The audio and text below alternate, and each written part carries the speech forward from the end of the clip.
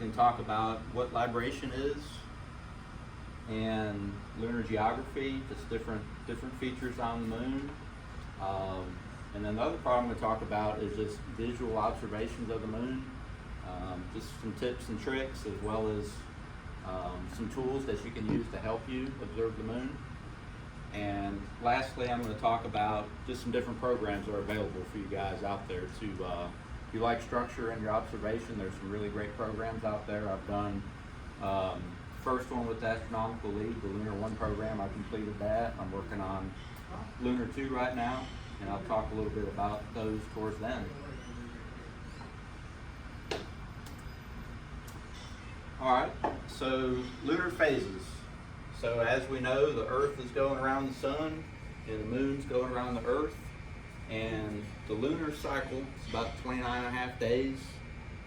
Starts with the new moon, goes through what we call a waxing crescent, and we get to first quarter, which is half lit, and then there's a gibbous phase, which is more than half full, but not quite full. That's gibbous.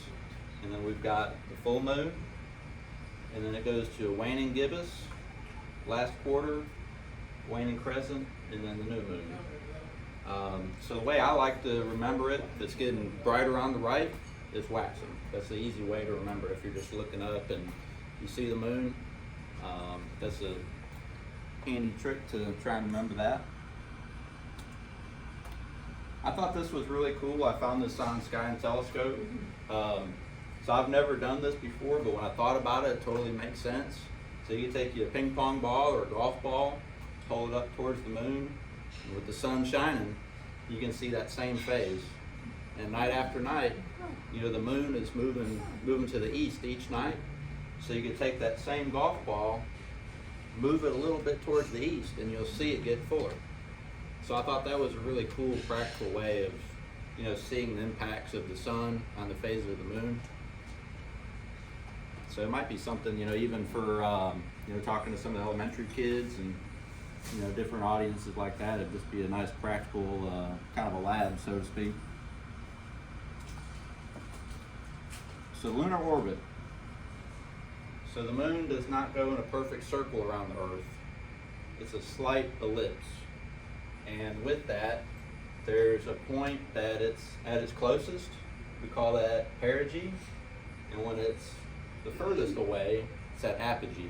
I always remember it, apogee for away. So it's about 350, 400,000 kilometers, about 180,000 miles. And the neat thing about that is light is about 1 second away from the moon. So light travels about the same speed in 1 second that the moon is from the Earth.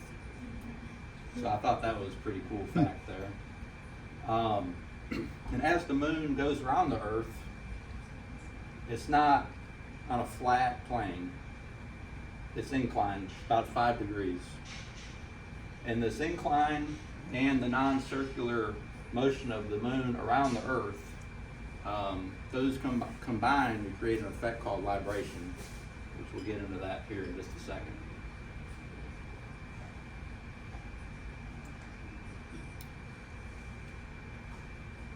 Most of y'all have heard of the supermoon. So the supermoon, that occurs when the moon is at perigee, at its closest point.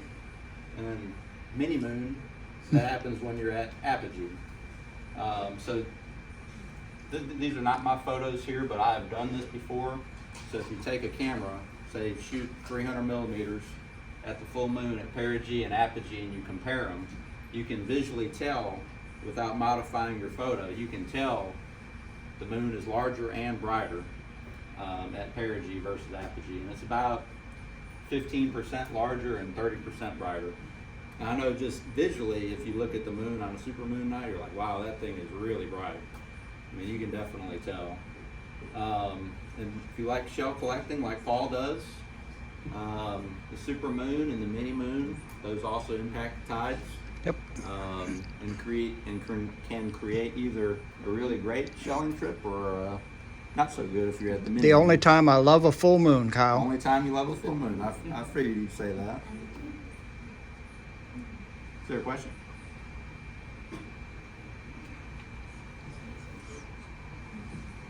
So I thought this was a pretty cool animation. So this is really lunar libration, and it's a combination of longitudinal libration and latitudinal, all in one, and they happen together at the same time. And again, libration is really a product of the non-circular orbit of the moon around the Earth, and then the moon, as it goes around the Earth, it's not on a flat plane, it's inclined about 5 degrees. And the cool thing about libration is the moon, as it's going around the Earth, it's turning about the same speed that it's orbiting the Earth. So that's why we're only seeing the near side of the moon. But with libration, we can see an additional 9% of the far side of the moon. So there's charts and tables that are out there that predict these. And they're helpful to be able to see these objects at the limbs of the moon on the eastern, the western, and then at the poles.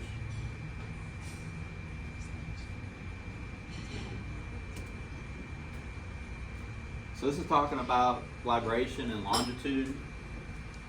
And again, this is your path of the moon around the Earth. It's not a perfect circle. And as it gets closer to the Earth, you can see this green arrow here. That's the speed of the moon. So it speeds up, and then it slows down. And as those speeds change with the constant rotational speed of the moon, it allows you to see on the eastern and western limbs, it swings a little bit from one side to the other. And that's what creates your longitudinal libration. It's kind of like a twisting motion, Kind Kyle. of a twisting motion. Kind of a wobble. Yeah. Wobble back and forth. I've never seen it quite shown like that. It's really interesting. Looks like the longitudinal is greater than the latitude. You might be right. So what I researched on it, plus or minus 7 degrees. Okay. I'm not sure on the latitudinal if it's around the same. I think you are right though. I think you get. Yeah, from the animation, it does look like it. You're right. I just love the animation. I think it's really cool. Yeah. All right, so that's the longitude. And then this is just another photo. So Mare Crisium, Sea of Crisis. You can really see when you had a favorable eastern libration and really swung over, you can see that sea on the moon has moved quite a bit. So visually you can see that just with your naked eye. So if you look at it often enough, you can tell just looking at the at the moon, you can see, hey, it's really shifted over tonight, and you can see that. So that's libration there.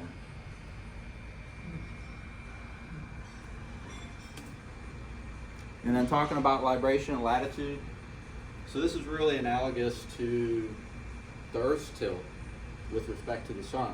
So we all know we have seasons, and the seasons are opposite in the different hemispheres. Well, on the moon, the same thing is true because the moon orbits the Earth at a tilt. And as it orbits, again, you get that wobble at the poles. South pole swing up and the North pole swing down. So that lets us see a little bit behind each of the poles.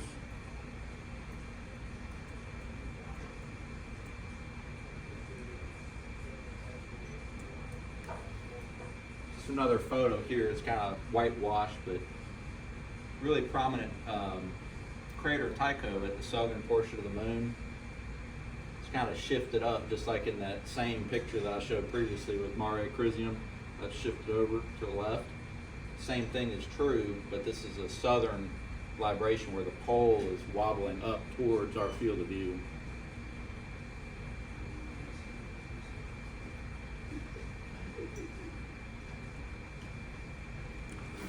And just talking a little bit about lunar geography. So we're going to talk about the different features that you can observe on the moon that are really cool. And the first ones, the most prominent ones, are what we call lunar maria, which are the seas on the moon. So the early astronomers back in the 1600s, when they were observing the moon through the telescope, these mare on the moon represented seas to them. So that's where we got the name Mare, which is Latin for sea. And these are the most prominent large features on the moon. So we've got Mare Serenitatis, which is Sea of Serenity. Mare Tranquillitatis, the Sea of Tranquility. Mare Crisium, Sea of Crisis. Mare Fecunditatis, which is Sea of Fertility, I believe. Mare Nectaris, Sea of Nectar. Nubium is of clouds. Vaporum is of humidity. And then there's only one ocean on the moon, which it's Oceanus Procellarum, which translates in Latin to Ocean of Storms. So I think that's a pretty cool name. And then Mare Imbrium, the sea of rains, and you can't really see it up in here, but this is Mare Frigoris, and that's the sea of cold. So I think of lunar observing versus deep sky observing. We talk about deep sky observing, really your guideposts are the constellations. And lunar observing, the seas on the moon, those are really your guideposts. Those are what ground you to what area of the moon you're observing. And they're the largest features, about a third of the moon. It's made up of Mare, and how they were thought to have been made was on the far side of the moon. Craters previously impacted that far side, which created volcanic activity on the near side of the moon. And as that lava cooled, it created the Mare, which those are, it's a lot of basalt and iron in them, and both of those are dark. So that's why the Mare, from our point of view, appears dark, and we can see that.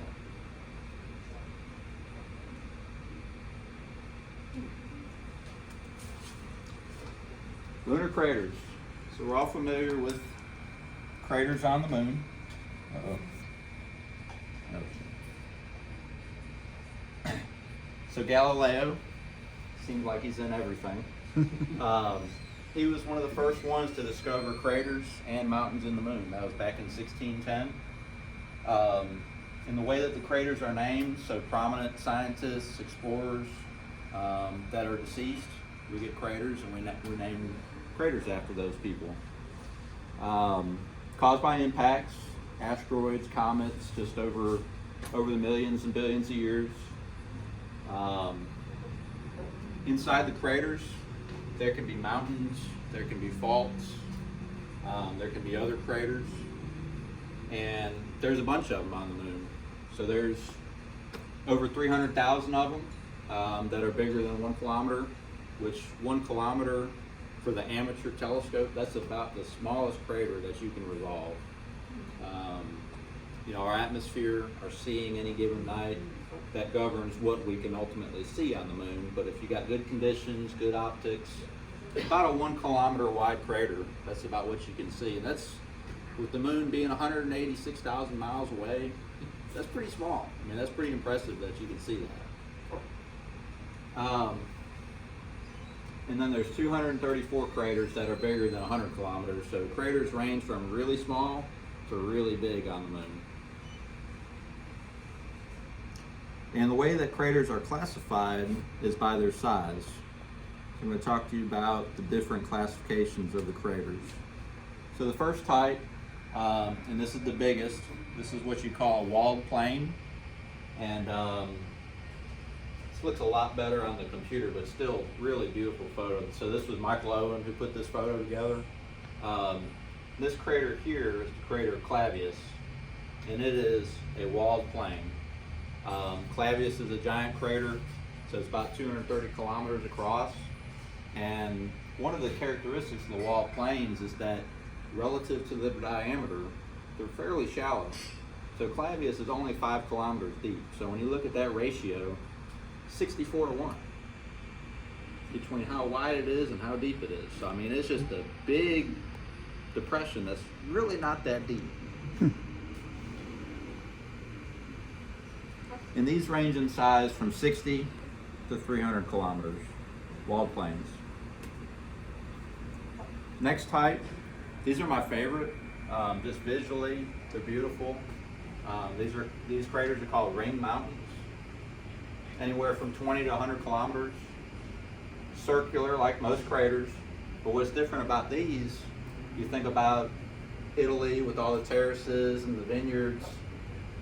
You got terracing, just different walls and different slopes that come together, create a terraced effect on the crater. And oftentimes on the floor, you've got a peak, you've got a mountain at the floor of the crater. I'm sure the winemakers are salivating over that, Kyle. We got a lunar N up there, or a Z on its side. What's that? Oh, I see it, Mike. Yeah. Top left corner. Oh, yeah, right up in here. Yeah, just left of there. It's Yeah. big. Yep. Like the Mark of Zorro. Oh, okay. If you go further, you can see MOO in front of it. Yeah. But it does. It was like a solid N there. You see where he's talking about, Kyle? No, You're too close to the screen now. It's right here. Yeah. And The Mark Oh, okay. of Oh, yeah, Zorro. yeah, I see that. Yeah, that's pretty cool. It's kind of like talk about that Lunar X. Yeah, the X in the video. Yeah, X and the V. yeah. I You mean, hear about the now X, we got but a Lunar Z. now we got a Z. Yeah. There's got to be a Y up there somewhere. Yeah, look for that one. That's Copernicus, isn't it? Yeah. Yeah. Okay. Thanks. It's right off This is Copernicus, and that's one of the most beautiful craters in my Yeah. opinion. Copernicus. Just any time of the lunar day that you look at it, I mean, it's just a stunner. And there's a bunch of terrace craters similar to Copernicus. Oops. All right, and then the standard crater. So these are anywhere from 5 to 60 kilometers across. Most common craters on the moon. They're circular again. Typically, they've got sharp rims. They don't show the terracing effects, and you won't see on their floors. You won't see the lone peaks. You won't see mountains on the floors of craters. This picture here, this is a crater Kepler, and that was photographed by Apollo 12 when Apollo 12 was flying by.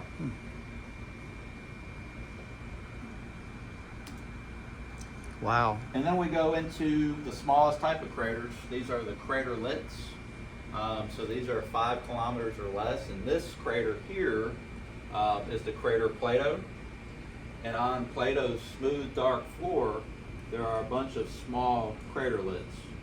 And these are actually a really good test for your eyes, your optics, your seeing conditions. I've seen about 4 of these craterlets. That's the most that I've seen on Plato. And the bigger ones that you see here, these 4, they're anywhere from 1.5 to a little over 2 kilometers across, so definitely doable.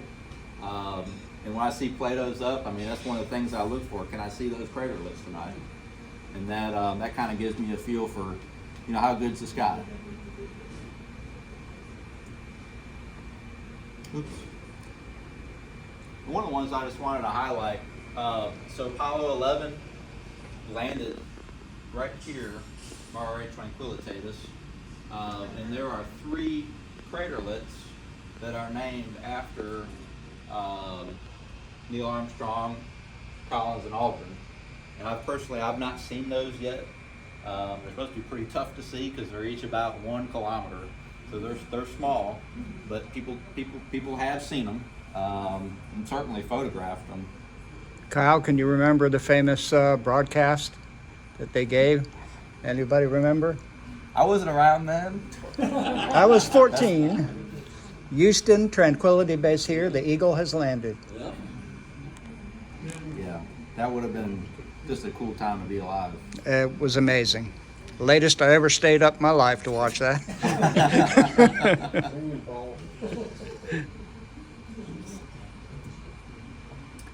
All right, so we got another related feature on the moon. This is the lunar Cattini, is how you say that, and that is a chain of craters. So you can see the outline. This is the ghostly crater Stadius. And I say ghostly because the previous lava pretty much filled Stadius in. And really all you can see is just that faint outline of the rim of that crater. So it's already low to start with, and then as that lava millions of years ago, poured in it, filled Stadius in, and there's a really neat chain, about 10 or 12 craterlets in a row that form a Catini. There's that Z again up in the corner. Yeah, there it is. Yeah, again, this is Copernicus and Eratosthenes, Stadius here, and that Z, Mike Z. I'm gonna call it an N. And it's pretty cool either way. I'll have to look for that. Tilt your head to make it into a Yeah. All right, and then this is probably one of my favorite features on the moon, mountain ranges on the moon. So we call these are in Latin, Montes or Mons. So that's mountain ranges or mountains. Majority of the mountain ranges on the moon, they're going to be concentrated in that northern half of the moon. So you've got Montes Alps, Caucasus, Apennines, which is here, Carpathus, and Montes Jura. Now there's smaller mountain ranges on the west side of the moon, but these are the biggest ones. And at least for the mountain ranges in Mare Imbrium here, the thought that I've heard on how they were formed was there was a huge impact to the moon previously that really dished this area out, and that's what you can kind of see a circular pattern here, and that impact, that previous impact, is what's thought to have made those mountain ranges.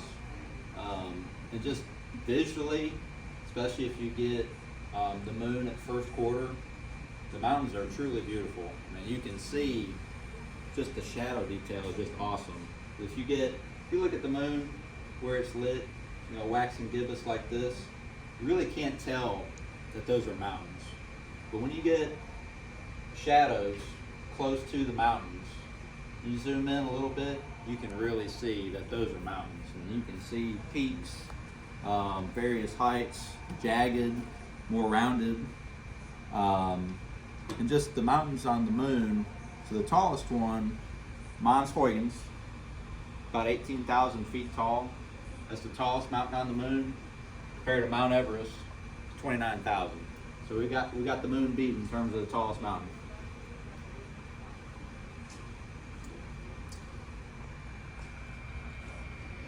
So this is the Apennine mountain range here. You can see some of the shadows that really give the truth that these are true mountains here. You can see as that sun shines and casts shadows, you can see the detail. And this star right here, that's where Apollo 15 landed right at the base of Mons Hadley. Is a star there? Yep. It's kind of hard to see, a little fuzzy here. Okay. This spot right here, and this is Mons Hadley, Can't see right the there. difference. Boy. Let me zoom in a little bit more. Wow. It's taller than the day vision. But yeah, I mean, just kind of thinking about why NASA chose there. I think that would be difficult to land something. That right would there. be a challenge, You I got would all these think. mountains here, and there's a little valley that's running through there. I mean, By what's, that time, they had gotten their computer down pretty bad. yeah. They were I mean, you really had to. confident they could get There's it. not a whole lot of room for error when you're landing right there. 'Cause Right. If you land a few feet to the side, you're going to be way on top of a mountain, probably sliding down. Did they So- did they want to see the mountains? Did they want to be close to see it? Yeah, they I wanted- imagine so. I mean, They had the best chance of getting all types of rock right there. right. And that's why. Yeah. Geologically, it was a fascinating area, I'm sure. It Yeah. looks like on the outside, it's like a debris field. Kind of looks like I mean, to the right. to the right. Yes. Yeah, there's a lot of roughness here and texture for sure. I'm sorry, Kyle. I should have said moonologically. Moonologically. But yeah, I mean, this would have been an amazing view once you stepped out of that lander and looked around. I mean, look behind you. You got mountains to your back and huge crater Archimedes in front of you. So it's just awesome to imagine that. Wow.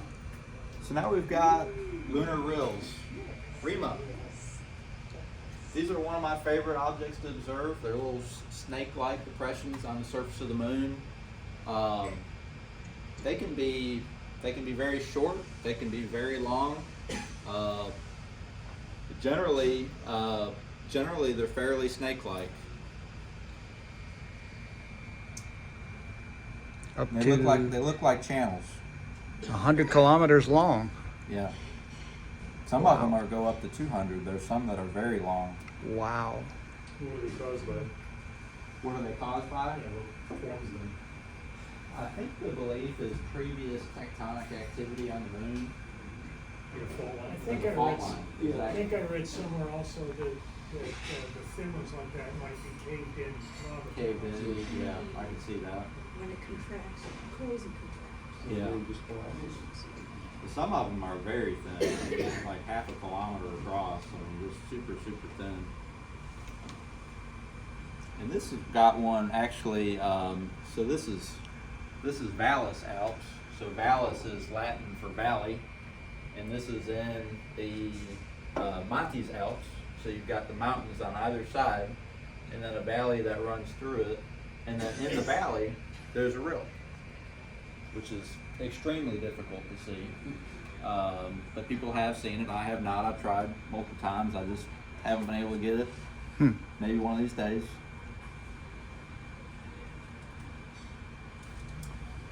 And then we've got the lunar scarps, rupees. That's one of the very popular objects that people have mostly seen on the moon. A lot of people have seen the straight wall, rupes recta. The straight wall is right here, and it's very similar to like a cliff on a plateau. It's the vertical face. That's the rupes. There's a rill in that picture too. Yep. There's a rill right here. Yep.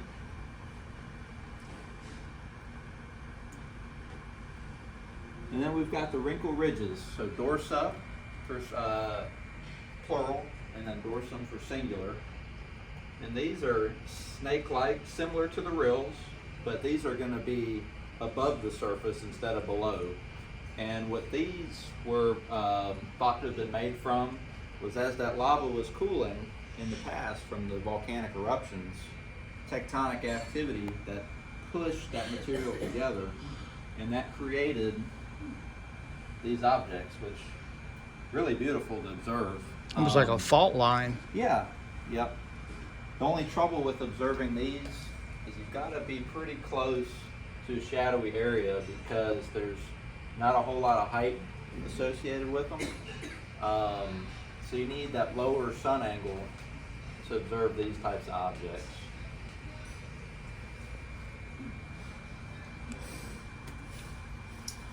And then we've got the lunar bays and capes.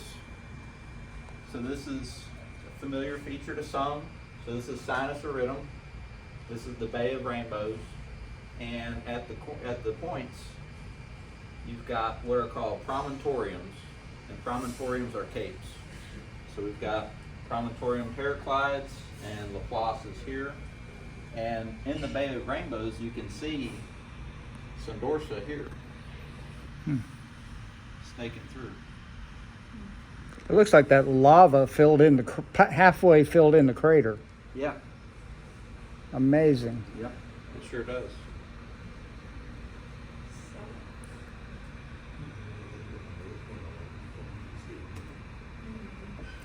And then smaller bodies of water on the moon, lakes and marshes.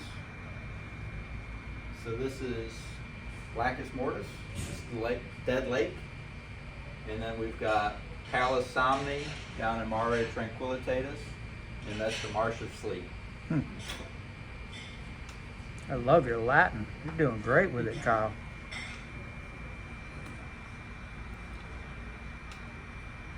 And lunar domes. So these are fairly inconspicuous objects. They can be difficult to observe. So these are the term called a shield volcano, I learned, which a shield volcano is kind of a shorter volcano, and as it erupts, the lava cools off very slowly, so it doesn't build up very high, but more of a shorter, more rounder volcano, and that's very similar to how the lunar domes were formed. So they're volcanic in nature, and it's hard to see in this photo, but oftentimes on the top of the lunar dome there will be a small hole, which was the vent from the volcanic eruption that previously occurred. And again, these are similar to the wrinkle ridges on the moon. They do not have a whole lot of height. So typically they're going to be a few hundred meters tall, and then 8 to 12 kilometers across. So that kind of short hills kind of scattered throughout the moon. And these definitely got to be in close proximity of shadows to be able to see lunar domes. So they're fairly elusive. And this is one of the largest concentrations of lunar domes on the moon. This is the crater Marius, and then all of these are domes. Collectively, they're called Marius Hills.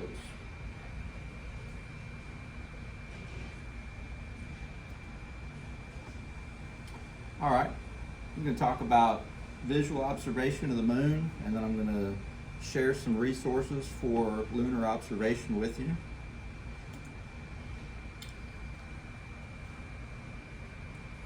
And what really got me into observing the moon is, a lot of times, nights and weekends, don't have a whole lot of time, just real busy, and the weather isn't always cooperative for deep sky observing. So I said, well, if you can't beat them, join them. So 2020, COVID, not a whole lot else to do, stay home. I started working on the Astronomical League's Lunar One program, and that's really when I started getting into the moon. And the great thing about the moon, light pollution doesn't really matter for it. I mean, obviously if you got a light glaring in your eye, that'll bother you, but it's not like nebulas and galaxies where if you got one street light across the street from you that's on, you won't be able to see the galaxy or the nebula. The moon really doesn't care about that street light.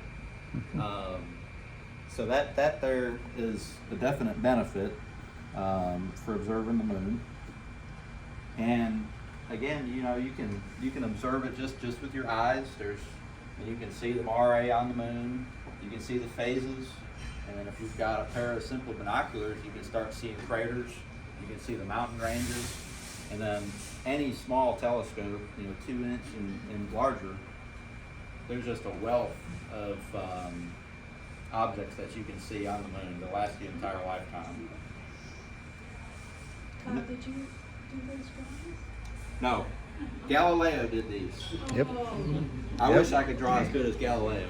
I'm still working on my sketching skills. Nowhere near that level. Galileo is pretty good at what he did. Well, he had that Italian artistry gene. Yeah, he definitely had something going for him. Because he was pretty awesome, especially with those early instruments that he was using.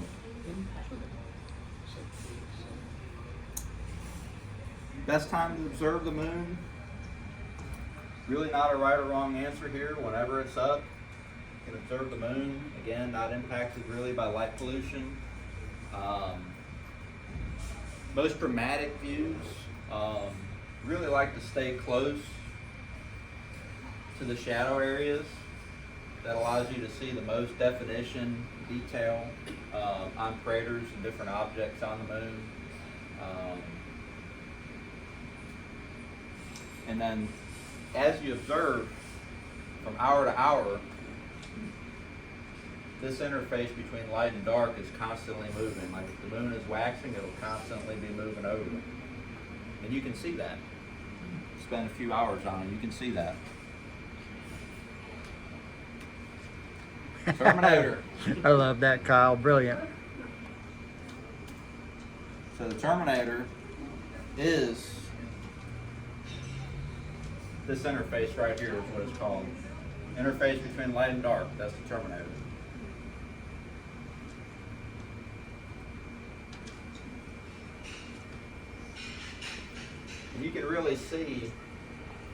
really see, detail. If you look close, you can see, these are mountains.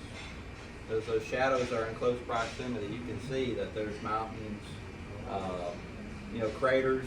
There's parts of the craters that are sticking up, and the rest of the crater's floor is completely covered in shadow. An hour later, you could start seeing the floor of some of those craters. And that's my favorite area of the moon to try and stay on any given night is around that terminator area. I mean, sometimes I'll veer off from there, but that's really where the most interesting observations are made normally is around that terminator area. So it wobbles pretty fast then if you notice a difference, right? Yeah, it's moving pretty quickly, yeah.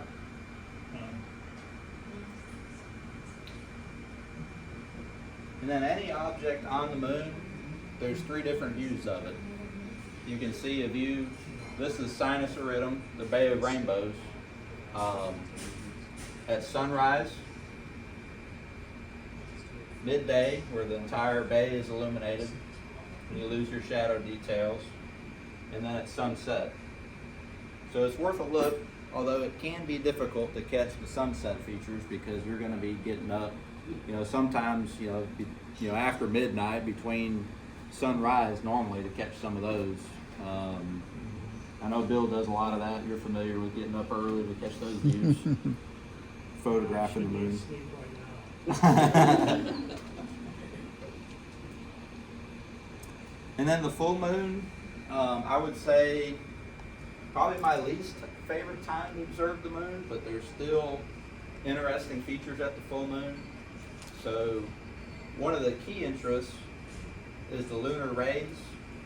So like around the crater Tycho, these white lines that are coming out radially from Tycho, those are thought to be ejecta particles from when asteroids, comets impacted the moon, just created a giant debris field that went out radially from those craters.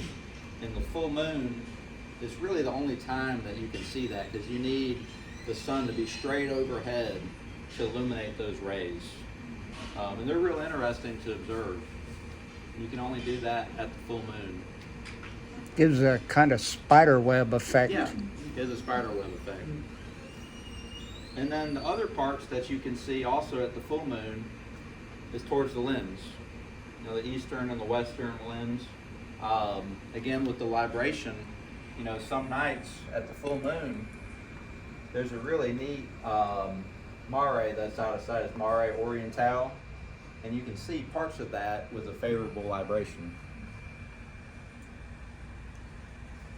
And this is Mare Orientale, and that was Lunar Orbiter 4 took that photograph. So that's on the far side of the moon. But with libration, we can see parts of it that come out on that western limb. So that's another way that you can observe at the full moon is on the limbs.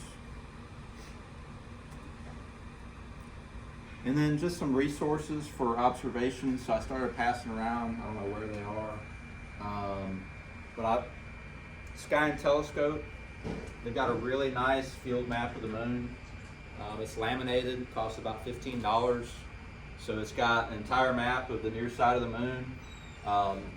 Wonderful labeling of the craters, the mare, the main features, as well as a chart on the back of it that shows you where they are on the map. Yeah, so this is it here. So it folds out, and it's nice because you can fold it to whatever section you're looking at. And then on the back, it's got a really nice list of all the main features on the moon, as well as their coordinates on the chart, so you can flip over and go right to it. And this is set up for correct image. For those of us that have refractors or Schmidt-Cassegrains, there is a mirror reversed image as well for the same price, which is nice to have. And then I also have my Ruppel's Atlas of the Moon. Grab that. So this is a great lunar atlas. It's got charts in here that are all illustrated, wonderful illustrations. really talk about in detail each different object. So I like to use this, you know, when I'm at the house, I'm inside, like I'll be planning a session for observing. I'll look up the objects I want to observe, and then I'll learn a little bit more about them. So this is a really great resource. It can be difficult to get. This particular version is out of print. I bought it used a few years ago for about 30 bucks. You can still find them anywhere between $25, $50. And I saw that Sky and Telescope, they recently started supplying a new version, new edition, and it is expensive though. It's $100. So I look for that price to come down, hopefully, as all the markets and logistics start catching up from COVID. But it is pretty pricey. Come down. Yeah, My it might not. understanding is it was actually published in 2012, Okay. and they sat in a warehouse in Europe, and Sky Publishing got a hold of them. Right. So when they're gone, they're gone. They're gone. So they're probably gonna be collector's edition. Yeah. Which that's a shame because it really is such a wonderful atlas. Yeah. I mean, I would say it's essential if you're into observing the moon. And then there's a couple other options. So there's a free virtual atlas which is on the computer. I'll show you a few slides on that and what that looks like. On your phone, there are multiple apps out there for your phone. I have one called Moon Phase. Kind of hard to see, but right now it'll, let's see, where are we at today? I can't remember what today is. 11th. So right now we're last quarter, 37% lit. Tells you the time that the moon rises, tells you the time that it sets. And you can go out several weeks in advance, kind of helps for planning. So that's a free app. So that one is called Moon Phase. Sky Safari, some of y'all have heard of Sky Safari. It's about $30 from what I understand. Is that about right, Mike? Yeah, I think it's 20. It If says you get, $30 right there. Yeah. yeah, Thank you. if you get the pro version, I think it's $30. Yeah, but that's supposed to have a really nice moon atlas on Sky Safari, which you can use that on your tablet, your phone if you like to do that. And then I've just got a few slides here on Virtual Moon Atlas. So Virtual Moon Atlas is really nice because you can punch in, it's kind of blurred up here, but you can punch in any date, any time, and it tells you exactly what the moon is going to look like. And then you can also go in Virtual Moon Atlas, and there's a Terminator button, and then it'll tell you for this given view all the objects that lie close to the Terminator. So that's really handy. And then you can click on an object, and there's even more information on it. It'll tell you the name of the crater, tell you how big it is, give you a description, and then it'll also tell you if you've got a Virtual Moon Atlas, it'll tell you what page in this book that crater's on. So it makes it super handy.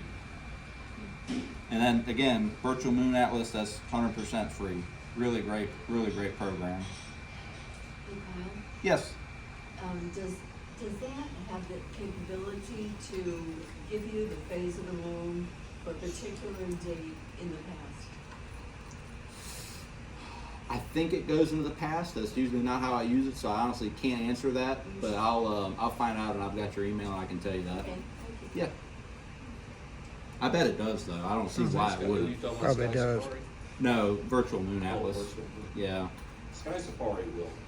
it'll go Most in the of those past. type apps, you can go back in time or forward. Yeah. Sky's fine. It would be good for writers to know these things. Or you can just do a search on Google and there are a bunch of published calendars. She that was show you asking in days. Virtual Moon Atlas if you can go into the past to see like what the phase of the moon was on a certain date and time. I think you can, but I've got to look and see. Yeah, there's a website that I use, it's free, it's all date and time. Yeah. Date and time, yeah. Oh, yeah, I'll use yeah, that. yeah. That's another really good resource. Yep. Back and forth on calendar and Yeah. time. Yeah, I don't Yep. know if you heard that. Date and time. Thank you. Well, timeanddate.com, timeanddate.com, yep. Of the planets, positions, the moon's position, by date and time. Right. Yeah, if you want all the details on an eclipse for a particular location, you can plug the time, the place, time, and whatever you wanna know. Okay, thank you. And then the last topic I've got to talk about is just around lunar observing programs. So I touched on a couple that are offered by the Astronomical League, which if you guys are members of the ACAC, you're also members of the Astronomical League. They've just got a bunch of wonderful programs just all throughout astronomy, but for lunar astronomy, so far they've got 3. So they've got a Lunar 1 program, which is designed for the novice lunar observer. It acquaints you with the major features. There's 100 different objects to observe, which range from naked eye, binoculars, and telescopes.